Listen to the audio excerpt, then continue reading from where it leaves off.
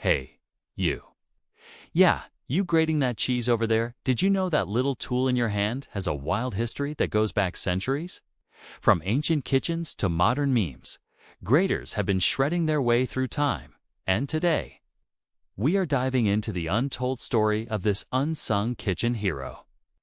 Stick around, because by the end of this, you will never look at your grater the same way again. Welcome back, everyone. If you are new here, hit that subscribe button because we are all about uncovering the quirky, fascinating stories behind everyday stuff. Today's star, the grater. It is that thing you grab when you want to sprinkle some cheesy goodness on your pasta or zest, a lemon for that fancy dessert. But trust me, there is more to this tool than meets the eye. We are going to explore where it came from, how it evolved, why it is a cultural icon, and even drop some mind-blowing facts that will make you the star of your next dinner party. So, let's shred into it, pun totally intended. Okay, let's rewind the clock way back. It is ancient times, and people are figuring out how to make food tastier without fancy gadgets. The grater story starts around the 1st century AD, and it is tied to one of humanity's favorite things, cheese. Historians think the Romans were among the first to use rudimentary graters, scraping cheese with rough stones or metal tools to add flavor to their meals. Pretty clever, right? Now, these were not the sleek stainless steel graters we know today. They were basic, think sharpened rocks or bits of metal with holes poked in them. Archaeologists have found evidence of these tools in places like Pompeii, preserved by that famous volcanic ash. It is wild to think that even back then, people were obsessed with getting that perfect cheese texture. Fast forward to the Middle Ages, and graters started popping up in European kitchens. They were still handmade, often by blacksmiths, and used for everything from cheese to spices. It was not glamorous, but it worked. The grater was quietly becoming a kitchen staple, one shred at a time. So, how did we go from rocks to the shiny box graters in our drawers? Let's talk evolution. By the Renaissance, graters got a globe. Craftsmen started making them from tin and iron, with punched holes for different textures, fine for spices, coarse for cheese. It was like the grater was finding its personality. But the real game changer came in the 19th century.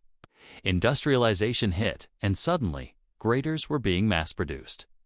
Companies like Microplane, the one you have probably heard of, took it to the next level. Fun fact, Microplane actually started as a woodworking tool in the 1980s. A carpenter's wife used it to zest an orange, and boom, an accidental kitchen revolution was born. Today, graters come in all shapes and sizes: box graters, rotary graters, electric ones for the lazy chefs out there. There's even a grater for chocolate. Technology keeps pushing the boundaries, but the core idea, still the same: shredding stuff to make food better. Okay, let's get deep for a sec. Graters are not just tools. They are cultural icons. In Italy, think about Parmesan. You cannot have a pasta dish without that dramatic tableside grating moment. It is practically theater. It is a symbol of tradition, passed down through generations. Over in Mexico, graters are key for queso fresco, that crumbly cheese that makes tacos sing.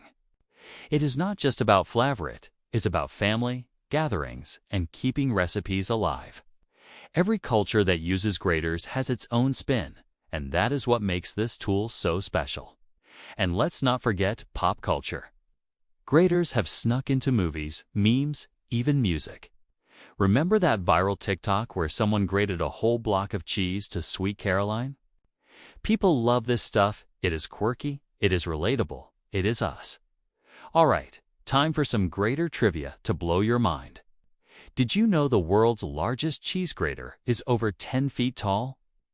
It is in Wisconsin, the cheese capital of the U.S., and it is basically a shrine to dairy lovers everywhere. Here's another one.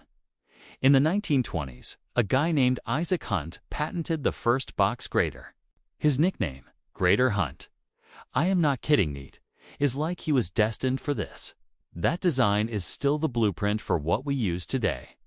Oh, and get this. Astronauts have used graters in space.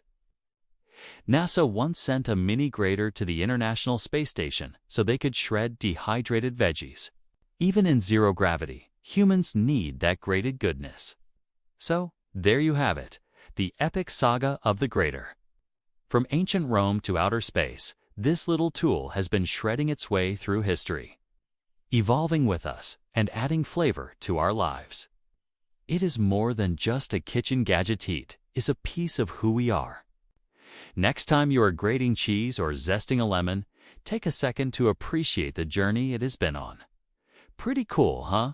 If you loved this deep dive into the story of graters, smash that like button. It really helps us out. Drop a comment below. What is your favorite thing to grate? Cheese? Chocolate? Let's get a grating party going down there. And do not forget to subscribe and hit the bell so you never miss a story like this. We have got more quirky tales coming your way. That is it for today, folks.